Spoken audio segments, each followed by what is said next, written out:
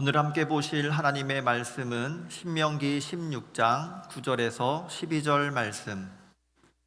신명기 16장 9절에서 12절 말씀입니다. 제 성경으로는 구약 성경 286쪽에 있습니다. 제가 봉독하겠습니다. 7주를 셀지니 곡식의 낫을 대는 첫날부터 7주를 세어 내 하나님 여호와 앞에 77절을 지키되 내 하나님 여호와께서 내게 복을 주신 대로 내 힘을 헤아려 자원하는 예물을 드리고 너와 내 자녀와 노비와 내 성중에 있는 레위인과 및 너희 중에 있는 객과 고아와 과부가 함께 내 하나님 여호와께서 자기의 이름을 두시려고 택하신 곳에서 내 하나님 여호와 앞에서 즐거워할지니라. 너는 애굽에서 종되었던 것을 기억하고 이 규례를 지켜 행할지니라. 아멘. 우리는 내가 가진 물질을 사용할 때 어디에 사용하고 있는가를 확인할 때가 있습니다. 이번 달에는 어디에 지출이 많았는가 살펴봅니다. 어떤 분들은 가계부를 아주 잘 작성하시면서 작은 지출들도 기록하시기도 합니다. 왜 이렇게 할까요? 내가 확인하고 챙기고 돌아보지 않으면 그냥 어디에 썼는지도 모르게 이 물질이 흘러나가 버리기 때문입니다. 그래서 확인하고 체크를 해보는 것입니다. 마찬가지입니다. 우리가 오늘 하나님께 받은 은혜가 있습니다. 하나님께 받은 복이 있습니다. 하나님이 지켜주셨고 넘어질 뻔한 순간에서 붙들어 주셨고 아무 일 없이 지나간 것 같지만 사실은 하나님께서 막아주신 것이었고 기도하게 하셨고 견디고 인내하게 하셨던 시간들이 있습니다. 그런데 우리가 이 하나님의 은혜를 돌아보지 않고 기억하지 않으면 우리의 이 은혜도 감사도 어디로 가는지 모르게 그냥 흘러나가 버릴 수 있다는 것입니다. 그래서 하나님께서는 이것을 너무 잘 아셨고 시편 103편 2절에서 이렇게 말씀하십니다. 함께 읽습니다. 내 영혼아 여호와를 송축하며 그의 모든 은택을 잊지 말지어다. 아멘. 하나님의 은혜를 잊지 말고 기억하라 라고 하십니다. 그 은혜를 기억하는 것에서 하나님께 감사가 시작되기 때문입니다. 그래서 하나님은 이스라엘 백성들이 잘 기억할 수 있도록 여러 명절과 절기를 주셨습니다. 이 절기들을 통해서 이스라엘 백성들은 하나님의 은혜를 기억하고 감사할 수 있었습니다. 그 절기 중에 하나가 오늘 읽은 본문에서 나오는 77절입니다. 이 77절은 다른 이름으로 맥추절이라고도 불렸습니다. 오늘 우리가 맥추감사주일을 지키며 나아가는데 이 맥추감사주일이 바로 본문 속 이 맥추절의 의미를 따라서 하나님께 감사를 하는 날입니다. 이 맥추절은 수확과 관련된 절기였는데 단순히 곡식을 거두었다는 기쁨의 날이 아니었습니다. 이스라엘 백성들이 곡식을 거두는 것을 생각해 보면 하나님이 주신 땅이 있어야 했고 하나님이 주신 씨앗이 있어야 했고 심은 다음에는 하나님이 때를 따라 내려주시는 비가 있어야 했습니다. 또 추수를 할 수 있는 건강이 있어야 했습니다. 시간이 있어야 했습니다. 하나님께서 그 순간순간을 인도하셨기 때문에 이스라엘은 추수를 할 수 있었습니다. 그래서 이 곡식을 거두는 것은 곡식을 거두게 하신 하나님을 기억해야 했습니다. 그 하나님을 기억하며 은혜에 감사하는 날이 바로 오늘 본문 속 77절이었던 것입니다. 오늘 이 77절의 맥추절의 말씀을 통해 하나님께서 우리에게 가르쳐 주시는 감사에 대해 다시 한번 살펴보기를 원합니다. 그리고 맥추감사주일을 맞이해서 감사함으로 하나님 앞에 서는 저와 성도님들 되시기를 주님의 이름으로 축원합니다. 그렇다면 우리는 하나님 앞에 감사하며 나아갈 때 어떠한 자세로 나아가야 할까요? 먼저 본문 9절을 보도록 하겠습니다. 함께 읽어보겠습니다. 7주를 셀지니 곡식의 낫을 대는 첫날부터 7주를 세어. 아멘. 하나님께서 7주를 세게 하시는데 곡식의 낫을 대는 첫날부터 시간을 세라 라고 말씀하셨습니다. 물론 이렇게 시간을 세는 것은 77절을 잘 지키기 위한 날짜를 계산하는 방법이었습니다. 그러나 이 말씀 안에는 단순한 날짜 계산 이상의 의미가 담겨 있습니다. 하나님께서 여기까지 인도하신 그 은혜를 기억하게 하시는 하나님의 마음이 담겨 있었던 것입니다. 이스라엘 백성들이 곡식에 낫을 대기 시작했다는 것은 단순히 농사의 마지막 과정으로 들어갔다는 뜻이 아닙니다. 그들이 베었던 그 줄기 안에는, 그 열매 안에는 씨를 뿌렸던 시간, 비를 기다리던 시간, 땅을 바라보며 하나님의 은혜를 기다렸던 시간들이 담겨 있었습니다. 싹이 나고 줄기가 자라고 마침내 열매가 있기까지 하나님께서 붙들어 주신 시간이 그 안에 담겨 있었습니다.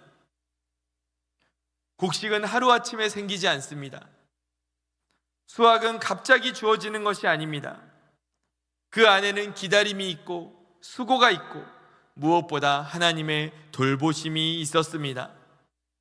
하나님께서 돌보셨기 때문에 이 추수가 가능했습니다. 그래서 하나님은 추수가 시작된 날부터 그 날짜를 세라고 하십니다. 날짜를 세면서 명절을 계산하라는 뜻이 아니라 그 시간을 세면서 하루하루 하나님께서 어떻게 여기까지 인도하셨는가를 기억하고 돌아보라는 것입니다. 또 추수를 하면서 이 추수가 이어질 수 있도록 허락해 주시는 하나님의 은혜를 돌아보라는 것입니다. 지나온 시간들을 그냥 흘려보내지 말고 그 시간 속에 담긴 하나님의 손길을 돌아보라는 것입니다. 그래서 날짜를 세어보라고 하셨습니다. 성도 여러분, 우리도 오늘 7월 첫째 주 2026년의 절반을 지나보내고 이제 새로운 절반을 시작하는 지점에 와 있습니다. 올해 상반기를 돌아보면 우리에게 참 많은 시간들이 있었습니다. 많은 일들이 있었습니다. 기쁜 일도 있었고 감사한 일도 있었습니다. 또 반대로 힘들고 어려운 일도 있었고 마음 졸이며 기도했던 시간들도 있었습니다. 문제가 해결되지 않아서 답답했던 시간들도 있었습니다. 그러나 그 시간 가운데에서 오늘 하나님께서는 우리에게 은혜를 주시는데 오늘 나를 이 예배의 자리에 앉아있게 하시고 힘들었더라도 내가 하나님 앞을 떠나지 않게 하셨던 것, 그리고 하나님 앞에서 이 믿음을 지켜나가게 하신 것, 그것이 바로 큰 은혜입니다. 우리는 병이 낫고 그 문제가 해결되고 막혔던 길이 열리는 것만 은혜라고 생각할 수 있습니다. 물론 그것도 은혜입니다. 그러나 하나님이 우리에게 베푸신 은혜는 그러한 특별하고 큰 순간에만 있는 게 아닙니다. 내가 오늘 하루를 지내면서 아무 일 없이 문제 없이 하루가 지나가는 것도 내가 때로는 기도할 힘조차 없을 때 누군가 나를 위해 기도하게 하시는 것도 모두 다 하나님의 은혜인 것입니다. 그러므로 이 맥추감사주의를 맞이하여 우리가 가장 먼저 해야 할 일은 내가 받은 은혜를 세어보는 것입니다. 하나님께서 올해 상반기에 내 삶에 어떤 은혜를 주셨는지를 돌아보는 것입니다. 기억해 보는 것입니다. 내가 올해 하나님께 받은 은혜는 무엇입니까? 당연하게 여겼지만 사실은 하나님의 돌보심이었던 것은 무엇입니까? 지나갈 땐 몰랐는데 시간이 흘러보니 하나님이 막아주셨고 붙들어 주셨던 일은 무엇이 있습니까? 이것을 우리가 기억하지 않으면 그냥 흘러가게 되어 있습니다. 가정 안에서 주신 은혜를 세어보시기 바랍니다. 일터와 삶의 자리에서 나를 붙드셨던 은혜를 세어보시기 바랍니다. 교회를 지키시고 무엇보다 내 믿음을 오늘까지 붙들어 주신 그 은혜를 세어보시기 바랍니다.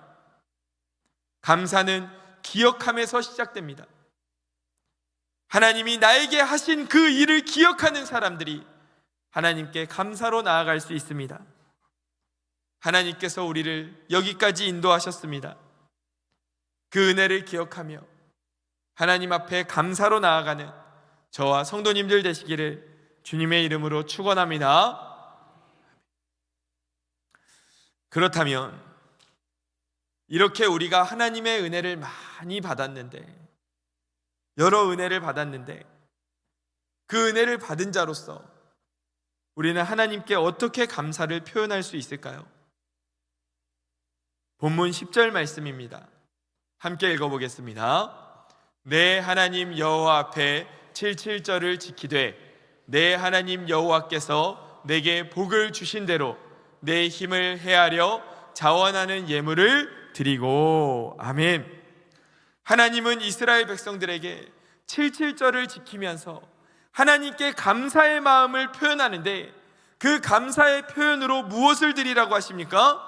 예물을 드리라 라고 말씀하셨습니다. 이 예물을 드리라, 이 말씀이 혹시 부담이 되십니까?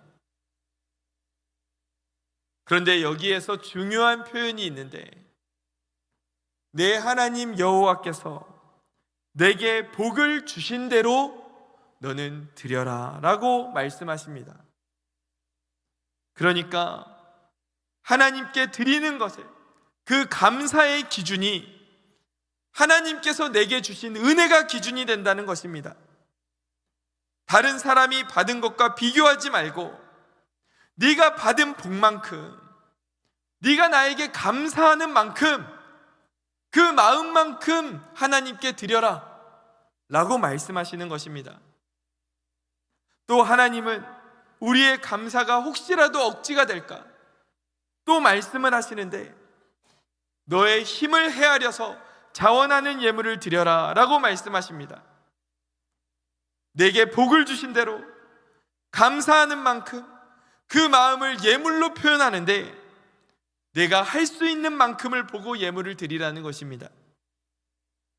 하나님께서 왜 이렇게 말씀하셨을까요? 고린도후서 9장 7절을 보면 하나님께서 기뻐 받으시는 마음이 있습니다. 함께 읽어보겠습니다. 각각 그 마음에 정한 대로 할 것이요 인색함으로나 억지로 하지 말지니 하나님은 즐겨내는 자를 사랑하시느니라. 아멘. 하나님이 기뻐 받으시는 마음은 인색함이나 억지로 하는 것이 아니라 기쁨으로 드리는 마음을 하나님께서는 기쁘게 받으신다 말씀하셨습니다. 그래서 우리가 하나님께 드릴 때 하나님도 기쁘게 받고 싶으시니까 우리가 마음으로 인색하거나 억지로 드리지 않도록 이렇게 하나님께서 우리에게 말씀해 주셨던 것입니다. 사실 우리가 돌아보면 하나님께 감사한 일들이 참 많습니다. 고린도전서 4장 7절을 보면 누가 너를 남달리 구별하였느냐?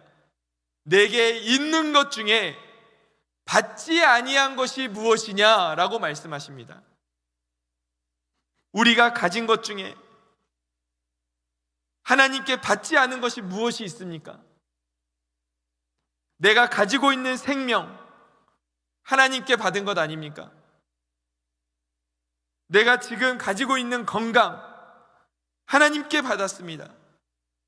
우리 가정, 하나님께서 이루셨습니다. 내 믿음, 하나님께 받았습니다.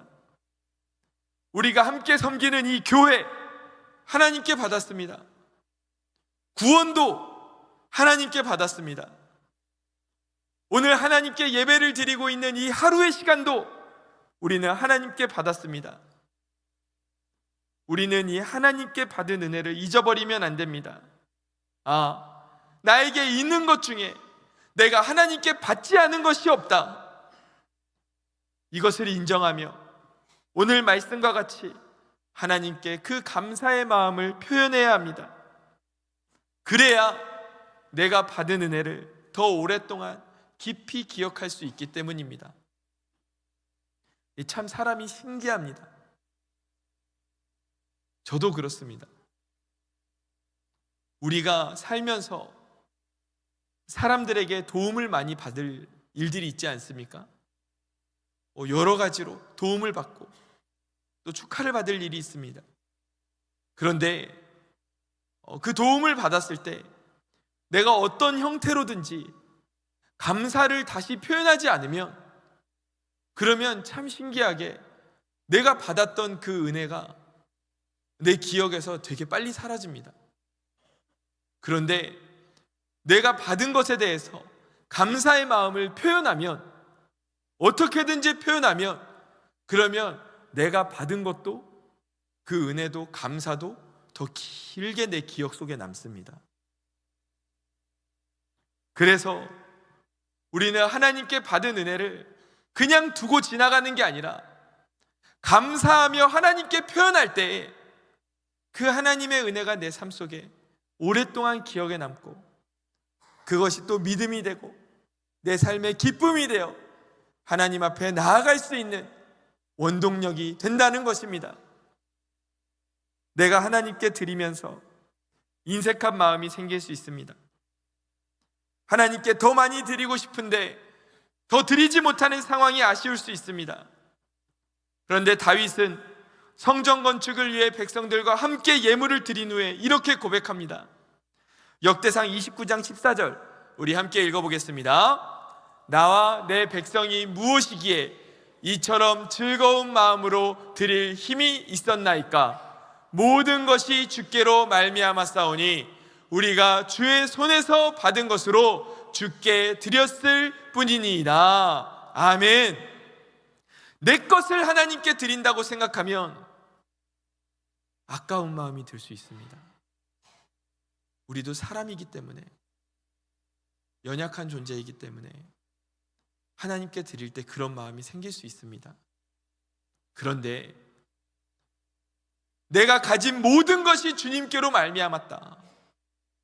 내가 가진 시간, 물질, 건강, 이 모든 것이 하나님께서 나에게 주신 것이라는 그 믿음으로 우리가 나아갈 때 우리는 기쁨으로 기꺼이 하나님 앞에 감사를 표현할 수 있는 것입니다.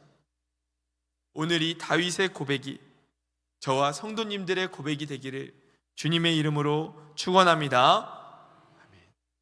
어떤 아이가 있었습니다. 그런데 그 아이가 아버지에게 맛있는 과자들이 들어있는 과자 세트를 받았습니다. 이 아이의 기분이 어땠을까요? 너무 기쁘고 너무 즐겁지 않았겠습니까? 아버지가 이렇게 과자 세트 주시는데 당 관리해야 되는데 과자를 주셨어, 이렇게 생각하지는 않았겠죠. 너무 기뻐했을 겁니다. 그런데 이 아이가 갑자기 이 받은 과자 세트를 그 자리에서 막 포장을 뜯더니 그 안에서 가장 또 맛있어 보이는 과자를 꺼내서 아버지에게 탁 드리는 겁니다. 그래서 아버지가 이 과자를 딱 받으면서 왜 아빠한테 이걸 주는 거야? 이거 맛있는 과자인데 이거 아깝지 않아? 라고 물었습니다. 그랬더니 이 아이가 이렇게 대답했습니다. 아빠한테 내가 이거 과자 세트 안 받았으면 과자가 하나도 없었을 텐데 아빠가 나한테 이렇게 많이 줬으니까 그 중에서 이만큼 아빠한테 주는 건 하나도 안 아까워 라고 말했다는 겁니다. 이때 이 아버지의 마음이 어땠을까요? 너무 기쁘고 또 기특하지 않았겠습니까? 아이가 자기에게 받은 것을 기억하고 아버지에게 감사의 마음을 놓치지 않고 표현했다는 것이 기쁜 것입니다. 우리 하나님 아버지의 마음도 이러시지 않을까요? 하나님께서 물질이 필요해서가 아닙니다. 하나님께서 우리의 시간이 필요해서가 아닙니다. 하나님은 무한히 가지신 분이고 무한한 시간 속에 사시는 분입니다. 그런데 내가 하나님께 받은 은혜가 많은데 그 은혜를 내 손에만 꽉 쥐고 주신 하나님을 잊어버리고 산다면 하나님의 마음이 서운하시지 않겠습니까? 하나님께서 우리에게 받고 싶어 하시는 건 감사의 마음입니다. 하나님께서 나에게 주신 은혜를 기억하고 받은 것 가운데 기꺼이 감사로 하나님께 표현할 수 있는 그 마음을 하나님께서는 오늘 우리에게 원하고 계시는 것입니다. 하나님, 내게 주신 모든 것이 주님의 은혜입니다. 하나님, 제가 받은 이 복을 따라 하나님께 감사로 드리는 삶을 살겠습니다. 이 고백이 저와 성도님들의 고백이 되기를 주님의 이름으로 축원합니다. 여기에서 한 걸음 더 나아가서 하나님께서 우리에게 원하시는 감사의 모습이 하나 더 있습니다. 본문 11절 말씀을 보면 너와 내 자녀와 노비와 내 성중에 있는 레위인과 및 너희 중에 있는 객과 고아와 과부가 함께 내 하나님 여호와께서 자기의 이름을 두시려고 택하신 곳에서 내 하나님 여호와 앞에서 즐거워할지니라. 아멘. 하나님은 이스라엘에게 77절을 지켜라 라고 하시면서 너희가 명절 가운데 혼자 즐거워해라 하지 않으셨습니다. 너와 네 자녀가 함께 즐거워하고 노비도 함께 즐거워하고 레위인도 함께 즐거워하고 객과 고아와 과부도 함께 즐거워하라고 하셨습니다. 하나님께 감사할 때 주변의 사람들까지도 모두 다 감사의 자리로 나아가라는 말씀입니다. 성도 여러분, 우리 가정이 함께 기뻐하고 감사해야 할 줄 믿습니다. 자녀들에게도 우리가 가르쳐야 합니다. 우리가 여기까지 올 수 있었던 것은 하나님의 은혜다. 우리 가정을 지키신 분은 하나님이시다. 그렇게 감사의 기억을 대를 이어 이어가야 합니다. 우리 교회도 함께 기뻐하고 감사해야 할 줄 믿습니다. 하나님께서 우리 사랑스러운 교회를 지난 40년간 여기까지 인도해 오셨습니다. 그 가운데 부족한 것도 있었고 기도해야 할 일도 있었지만 하나님은 그 가운데 우리를 붙드사 예배하게 하시고 기도하게 하시고 다음 세대를 품게 하시고 선교를 바라보게 하시고 공동체를 함께 세워가게 허락해 주셨습니다. 이것이 얼마나 감사할 일입니까? 또 우리의 감사는 선교지와 이웃을 향해서도 열려야 합니다. 하나님이 우리에게 주신 복은 나만 누리라고 주신 게 아닙니다.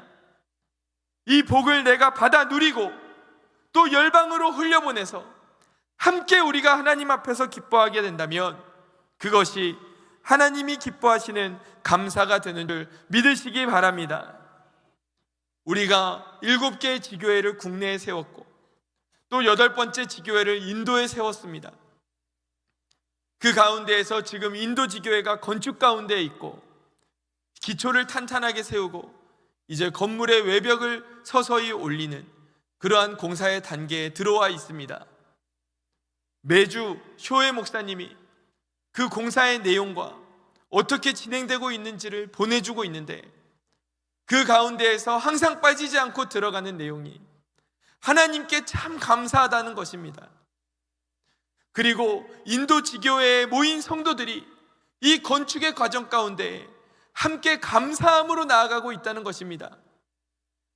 이 감사가 어디에서 왔습니까? 하나님께서 인도 지교회에 주신 은혜가 또 감사의 제목이지만, 하나님께서 우리에게 허락해 주신 그 은혜를 우리만 누리는 게 아니라 그 인도 땅으로 흘려보냈을 때 우리의 기쁨으로 끝나는 게 아니라 우리의 기쁨이 인도의 기쁨이 되고 또 인도 지교회의 기쁨이 되지 않습니까? 이처럼 우리의 감사는 닫혀있는 감사가 아니라, 나 혼자만의 감사로 끝나는 게 아니라 흘러가는 감사가 되어야 할 줄로 믿습니다. 하나님께서 나에게 베풀어 주신 은혜가 가정으로 흘러가고 교회로 흘러가고 다음 세대와 선교지와 이웃에게 흘러가서 이렇게 하나님께 받은 은혜로 함께 기뻐하는, 감사를 흘려보내어 하나님께 또 기쁨이 되는 저와 성도님들이 되시기를 간절히 소망합니다. 사랑하는 성도 여러분, 이렇게 우리가 하나님께 감사하는 마음에 대해 살펴봤습니다. 그리고 그 감사를 어떻게 표현해야 할지도 살펴봤습니다. 우리는 하나님을 기억해야 하고 그 은혜에 기억하며 감사함으로 나아갈 때 그 감사의 마음을 하나님께 기쁨으로 드리며 표현해야 하고, 그리고 나 혼자 누리는 게 아니라 함께 누리며 나아가야 한다. 하나님이 이 77절 말씀 가운데 우리에게 가르쳐주고 계십니다. 그런데 우리가 이 감사에 대해 말씀을 나눌 때 올 한 해가 너무 힘들어서 하나님께 감사의 마음이 잘 생기지 않는 성도님들이 계실 수 있습니다. 감사의 제목들이 잘 기억나지 않는 성도님들이 계실 수 있습니다. 그런데 하나님께서는 오늘 본문 12절에서 이렇게 말씀하십니다. 함께 읽습니다. 너는 애굽에서 종 되었던 것을 기억하고 이 규례를 지켜 행할지니라. 아멘. 이 맥추절은 수확의 절기입니다. 그러면 하나님께서는 너는 수확을 기억해라, 너는 오래 거둔 곡식을 기억해라 라고 말씀하셔야 할 것 같습니다. 그런데 하나님은 그렇게 말씀하시지 않고 애굽에서 종되었던 것을 기억하라 라고 말씀하십니다. 왜 그렇습니까? 이스라엘 백성은 원래 애굽에서 종살이를 하던 민족입니다. 자기 땅이 없었습니다. 자기 밭도 없었습니다. 자기 이름으로 수확할 수도 없었고, 그들이 아무리 노동을 해도 자기의 기쁨이 되지 못했습니다. 아침부터 저녁까지 수고해도 다 뺏겼고 일해도 자유를 누릴 수 없었습니다. 그런데 하나님께서 그들을 건져내셨고 홍해를 건너 광야를 지나 약속의 땅으로 인도해 주셨습니다. 그리고 그 하나님이 약속하신 그 땅에서 이들이 곡식을 심어 거두는 추수의 은혜를 누리게 된 것입니다. 그들이 손에 쥔 곡식은 단순한 곡식이 아니었습니다. 하나님께서 베푸신 은혜, 출애굽부터 홍해를 지나 광야를 지나 지금까지 주신 그 하나님의 은혜가 이 곡식 안에 담겨져 있었습니다. 이 곡식은 농사의 결과가 아니라 하나님께서 종되었던 백성들을 자유케 하시고 약속의 땅으로 인도해 주셨다는 증거가 되었습니다. 성도 여러분, 우리도 마찬가지입니다. 오늘 내가 하나님 앞에서 누리고 있는 은혜들을 잘 생각해 보십시오. 그리고 그 삶을 돌이켜보면, 거슬러 올라가 보면 무엇이 나옵니까? 나를 구원하신 하나님의 은혜가 나옵니다. 죄의 자녀로 하나님을 떠나 영원한 죽음으로 가던 우리를 하나님께서 예수 그리스도를 십자가에서 희생시키심으로 영원한 생명으로 옮겨주셨습니다.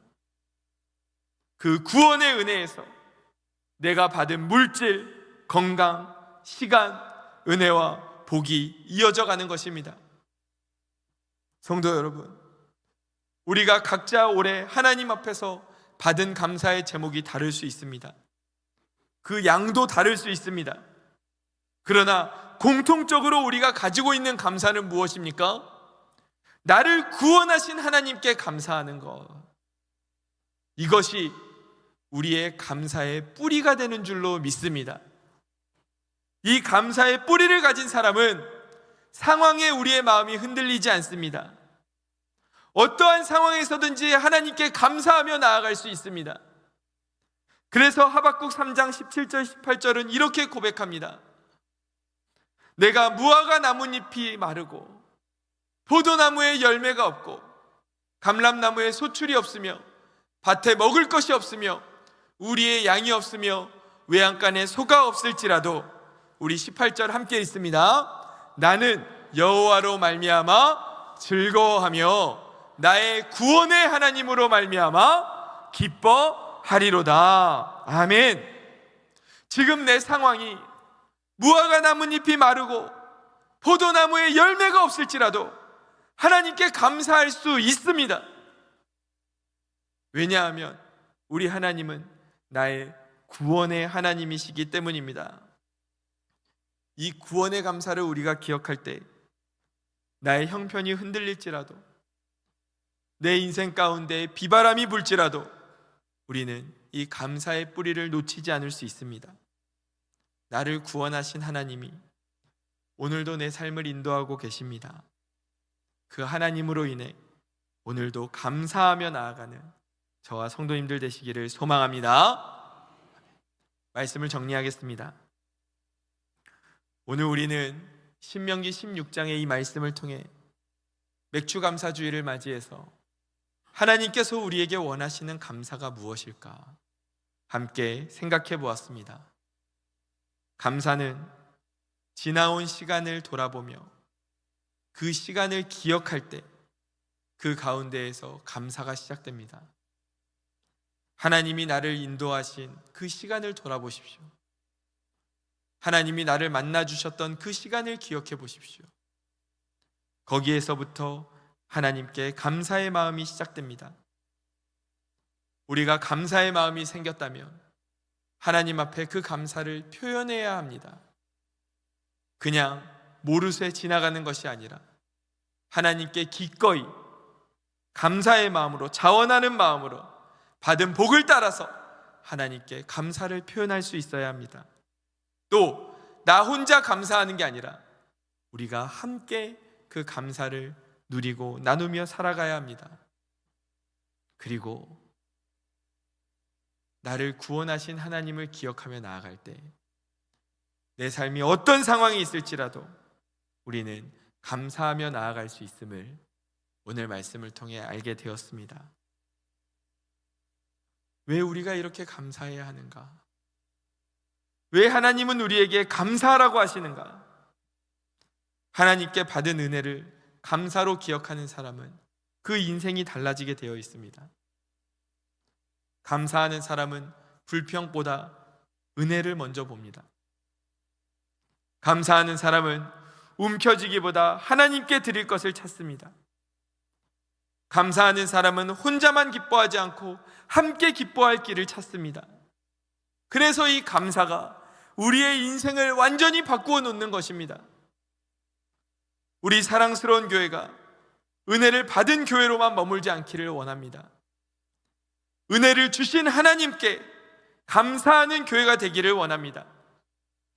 받은 복을 자랑하고 끝나는 교회가 아니라 받은 복으로 하나님께 올려드리고 우리만 기뻐하는 게 아니라 다음 세대와 이웃과 선교지와 저 북한 땅에 하나님의 기쁨을 흘려보내는 교회가 되기를 소망합니다. 감사는 내 안에만 간직하는 것이 아니라 그 은혜를 주시는 하나님께 감사의 마음으로 돌려드리는 것입니다.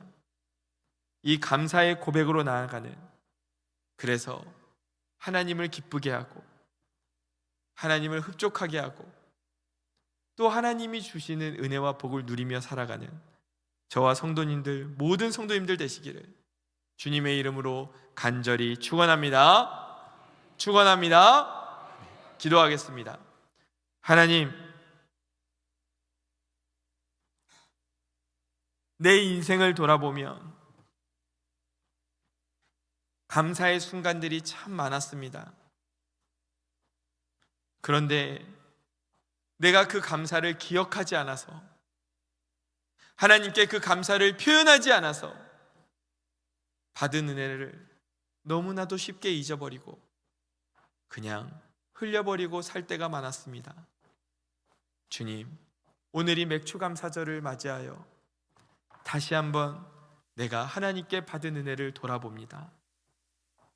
주님, 매 순간마다 하나님이 함께 하셨고 특별히 나를 구원하심으로 오늘 내가 하나님의 자녀로 살게 해주셔서 그 은혜를 기억하며 주님 앞에 감사로 나아갑니다. 이 감사의 뿌리를, 구원의 은혜를 잊지 않고 나아갈 때 내 인생이 어떠한 상황에 있든지 하나님 앞에서 감사를 놓치지 않을 수 있다 말씀하셨으니 주님, 감사함으로 주 앞에 나아가 하나님을 기쁘게 하며 또 하나님이 주시는 은혜를 누리며 나누며 살아가는 우리들 되게 하여 주옵소서. 하나님께 감사의 마음을 받은 것으로 하나님께 돌려드리며 기쁨으로 기꺼이 표현할 수 있는 우리들 되게 하시고, 그리고 또 그 감사를 나 혼자만 누리는 게 아니라 함께 누리고 나누며 살아가는 우리들, 또 사랑스러운 교회 되게 하여 주옵소서. 주님께서 이 맥주감사 주일을 통해 하나님께 감사의 마음을 드리게 하시니 감사합니다. 이 감사가 끊어지지 않도록 주여 내 삶의 은혜를 계속 베풀어 주옵소서. 사랑이 많으신 예수님의 이름으로 기도드립니다. 아멘.